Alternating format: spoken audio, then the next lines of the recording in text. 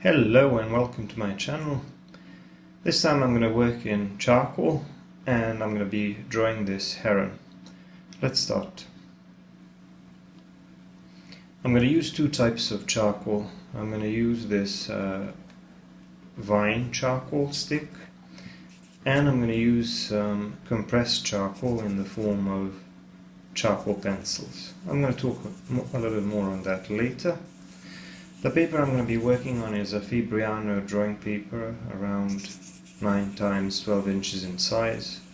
I already have a very simple sketch in place, no details for now, but I don't really need them, because the first thing I'm going to do is mostly the upper and the left part of the background. I'm just going to draw some of the darker shapes here on the head, but I'm mainly going to work around it. I'm mainly going to shade around it in this initial stage. So for the background, I'm mostly going to be working with this piece of vine charcoal. Vine charcoal is a soft natural charcoal. It comes in sticks like these, and it can be applied very easily. It can also be blended and erased pretty easily. Because the background here needs to be largely blurry, out of focus background. I'm going to need something that can be blended easily, and I'm going to need something that can also be erased easily when I want to create some areas of lighter value. So the first thing I'm doing obviously is shading most of the background, but because I'm right-handed, I'm working mostly from left to right and from top to bottom, so that I would minimize smudging, because once again, vine charcoal and willow charcoal, they smudge very, very easily. They don't really stick to the paper, they sort of sit on the surface of the paper, and you can just move it around very easily. Now, for this initial stage of blending, I decided to use a piece of paper towel and to blend that around a little bit using a gentle circular motion. And the reason why I want to do it like this is because I want to minimize the amount of texture in the background, because if too many of those lines are visible, if you're creating too much texture, that's going to be a little bit too distracting, and it's going to defeat the purpose of me trying to create that blurry, out of focus bokeh background. Because one of the main things that I want to achieve is the contrast between the sharper and more detailed main subject in the foreground and the blurry, out of focus background. So I also did a little bit of blending with a brush for those smaller areas where I need more precision, and once that was done, I started adding a bit more of that vine charcoal in some areas in order to make them even darker, and then pushing that in with a brush. So I want a little bit of variation in value, but notice how I'm careful to go around the edges of the bird, because I'm trying to reserve that white space. Here and there I will start removing a little bit of the charcoal dust to create some suggestions of lighter shapes in the background. These are maybe some trees or branches or reflections of trees or branches. It doesn't really matter, because I don't need to draw very detailed shapes. I can just draw some suggestions of lighter shapes. The scene obviously takes place on a river or a lake or something, so there will be some blurry shapes in the background which are reflected in the water. But like I said, I don't really need to commit to anything. I can just dab a little bit with a clean finger or a clean brush, or maybe with a kneaded eraser, and create some lighter blurry shapes here and there.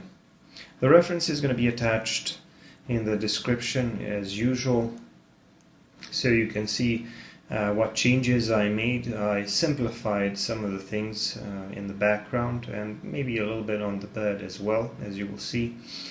But for the most part, I created, I think, a similar composition. So I'm not going to do too much with this background. There's no need to overdo it. It's better to move on to the bird. And with the bird, I'm starting to work on the eye, and here I have to switch to charcoal pencils, obviously. I'm using two grades of charcoal pencils, medium and soft. These are Maestro woodless charcoal pencils, and I'm going to do most of the work with a medium charcoal pencil. These can be sharpened pretty well, so they allow me to draw these fine lines when I need some detail and precision, but there's another reason why you want to use charcoal pencils in addition to vine charcoal or willow charcoal, whatever it is that you're using. Charcoal pencils are made out of compressed charcoal, and they tend to be darker, and they tend to have more binder in them, which is why they stick to the surface of the paper a little bit better. So in that way they are a bit more permanent. You need to keep that in mind, because they will it'll be a little bit more difficult to blend them and erase them than is the case with willow charcoal or vine charcoal. But at the same time, they will give you a little bit more depth. They will give you a greater range of value, because you can create some darker shapes and darker values with them. And also you can create some areas of darker value which will stick a little bit more, so that the charcoal dust won't be moved so easily as you blend and as you work on other areas. I'm cleaning up this darker shape around the eye. This is a patch of darker feathers on the head, and just adding some smaller details on the beak. Now there are some interesting things to talk about here, because in addition to these darker shapes, you will see that there are also some of these lighter portions of the bird's beak as well as the neck, which are going to be a little bit darker in my scene, because they are facing away from the light source. They are in the shadow, and whenever something is in the shadow, it doesn't matter if it's of white color, it still needs to be darker. So there's even more shadow here on this side of the neck, because it's completely facing away from the light source, so I need to shade it with a considerable amount of value. But one of the most important things for me here, and one of the biggest challenges, will be to create that subtle difference in value between areas which are lighter but can't be completely white because they're in the shadow, and those lightest areas which are white and which are exposed to the light source, which is why they need to be almost completely white. So you'll see what I mean eventually as I shade the rest of the bird's body, but right now I'm focusing on this darker part of the feathers here on the neck.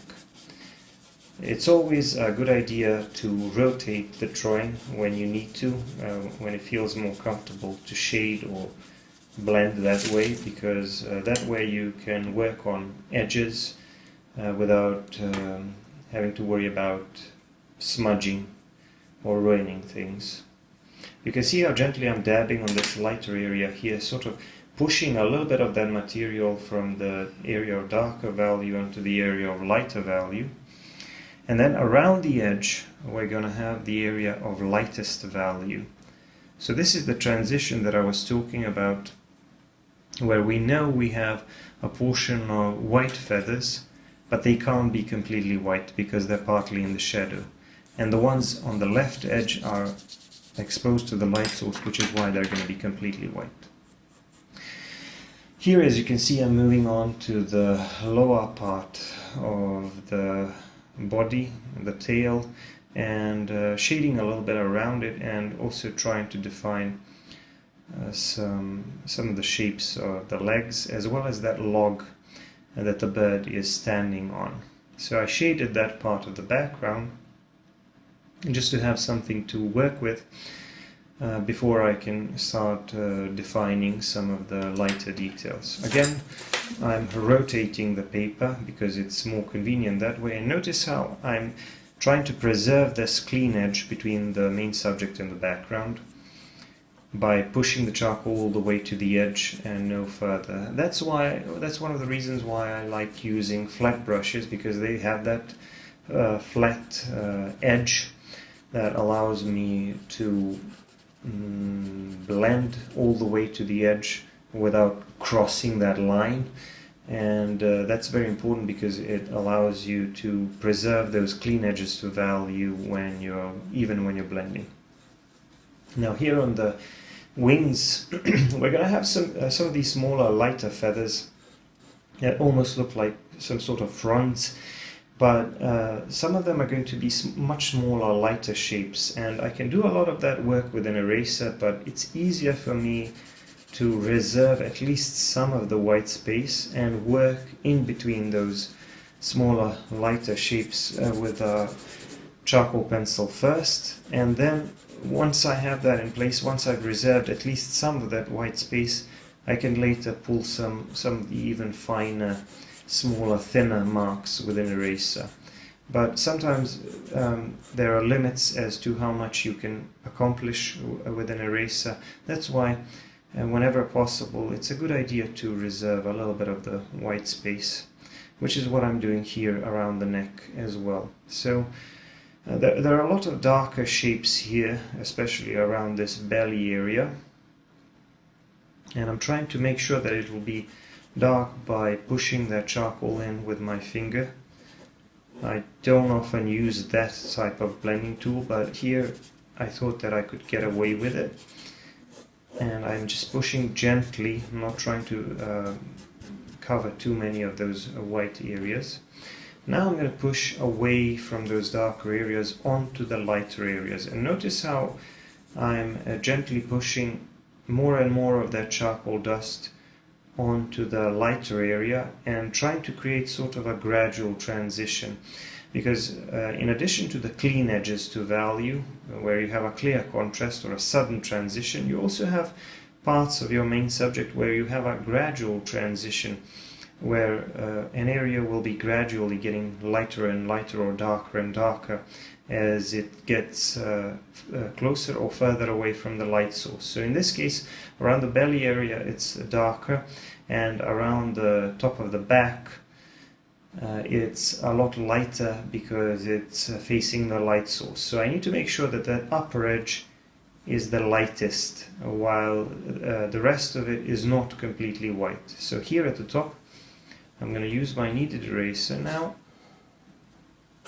and I'm just going to try to work by creating very small light shapes. And to achieve that, you need to keep reshaping your kneaded eraser, and you can mold it until you turn it into a small blade-like shape, and that way you can erase these tiny, thin lines. But you can see that I'm limiting those movements only to the very edge, the left edge, because that's the part of the bird that's going to be closest to the light source, and that's the part of the bird that needs to be the lightest. And the rest of it is, even though we know those are white feathers, those white feathers are still a little bit further away from the light source, or slightly facing away from the light source. So I can't leave them completely white. I can't make them completely white. I can only make the left edge white, and the rest of it is going to have to be a little bit more subdued, a little bit darker, with just a few of these lighter details that I'm pulling with a Tombow Mono Zero eraser. So you'll notice that I always like using a combination of tools. With charcoal I like using different types of charcoal, different forms of charcoal. With blending tools I like to use different types of blending tools. With erasers it's the same thing. In addition to the kneaded eraser, I also like to use this Tombow Mono Zero eraser. Not necessarily because it's superior, but because it's more convenient when you want to pull these longer strokes where it feels a lot more natural to work with something that can be held and pulled like a pencil. So it's not that the Tombow Mono Zero eraser can pull smaller marks or cleaner marks than the kneaded eraser, because the kneaded eraser can pull some very tiny and thin marks. It's just that the Tombow Mono Zero eraser can be held like a pencil, and it allows you to pull these longer curved strokes where I want to achieve that effect like I did with these feathers around that wing area, around the middle of the body. And I'm doing a little bit more of that here around the neck. And another thing that you'll notice is I'm controlling the amount of pressure so that I'm not trying to make those marks too light, and if they end up being a little bit too light, I can always subdue their lighter value by going over them with a brush gently and making them a little bit darker. Because remember, the white feathers which are facing away from the light source need to be darker. They can't be completely white. And it is exactly these subtle differences between the portions of a lighter value which aren't completely white and those portions of lighter value which are almost white that'll give you that feeling of 3 dimensions of depth and volume. That's what creates a more realistic and more 3D looking subject. Now here I'm doing more of the background, shading more of the background with a piece of vine charcoal, and once I have that in place, and once I have enough material in place, I'm just gonna do some blending first with a paper towel like I did with the rest of the background at the top and on the left. So I'm doing some more blending, just using a soft circular motion to avoid creating too much texture. And now I'm sort of deciding to add more of the material, more of the value in certain places to enhance the contrast with the beak, and also to make some parts of that background a little bit lighter. I'm not going to cover all of it because I still want some patches of lighter value here and there. And of course I'm blending that with a combination of these 2 blending tools that I used so far. Another thing that I decided to do here is to add a little bit more vine charcoal, but this time using this horizontal motion and wiggling the charcoal stick left and right to create these shapes that will kind of look like reflections in the water once I blend them. Because when you look at reflections in the water, you will see distorted shapes that are kind of look like they're wiggling left and right, and that's because of the ripples in the water. So this is a way for you to create some suggestions of reflections and also suggestions of that gentle movement of the water. So remember, this scene takes place near the water, near a pond or a river or something, and we want to create a surface that kind of looks like water.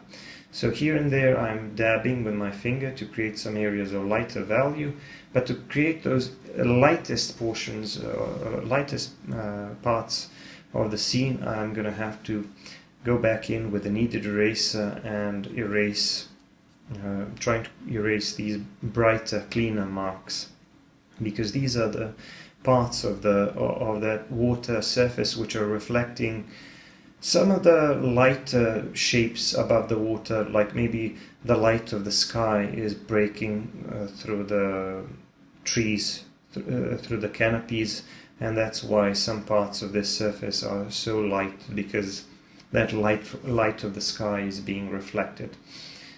So right now, as I'm doing this and as I'm softening these marks a little bit, using a combination of kneaded eraser and then my finger, trying to create some brighter marks and maybe some marks which aren't quite as bright, I am getting something that kind of looks like the surface of the water. So remember, this is supposed to be an out of focus bokeh background, and we don't need to draw specific shapes. The only shapes that will be better defined will be, of course, the bird and that log or a broken tree that the bird is standing on. So here I'm doing some final touches on the bird's neck because I'm trying to define that edge a little bit better to make a clean edge between the bird's neck and head and the background. It's very important to have that clean edge so that you could show to the viewer where one object ends and the background begins. There are some more of these longer, thinner feathers here at the bottom of the neck. And I'm pulling those lighter, longer marks using Tombow Mono Zero eraser, and then I'm just cleaning up the edge of this belly area and making it a little bit darker to further increase that range of value and to increase that contrast so that the bird would appear more three-dimensional, and so that, like I said, we would have that nice clean edge between the main subject and the background.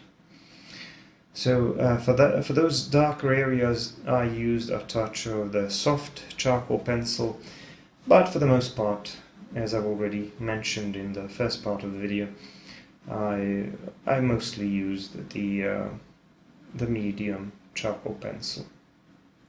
Here I just need to define the legs and add some details to this tree or this log that the bird is perched on. So here I need to take it a little bit slower because I still need to define which object is in front of which. So the leg here, so the right leg is in front of the left one, and it's also in front of this log. And I also need to add some smaller, finer details to that log to imitate the appearance of a rough and broken tree bark. These are the fingers or the talons, wherever they are, of that other leg, and just putting down some smaller details on them as well, and then just drawing the rest of this broken tree and adding a little bit more texture and a bit more detail to its tree bark, and then softening that with a brush. And as a final touch, I need to add some lighter marks to show where the light side of that broken tree or broken log is, because that part to the left is also exposed to the light source. So I'm just going to clean it up with a kneaded eraser and make it a lot lighter, creating that contrast between the light side and the shadow side on this object, just like I did on the main subject. The drawing is now done. I'm going to put my signature in the lower right corner, and there it is. I hope you like it. Let me know what you think in the comments, and don't forget to check out my other videos. Now, if you want to see longer videos and a lot more content, if you want to see full-length narrated footage, check out my Patreon. Thanks for watching, and bye for now.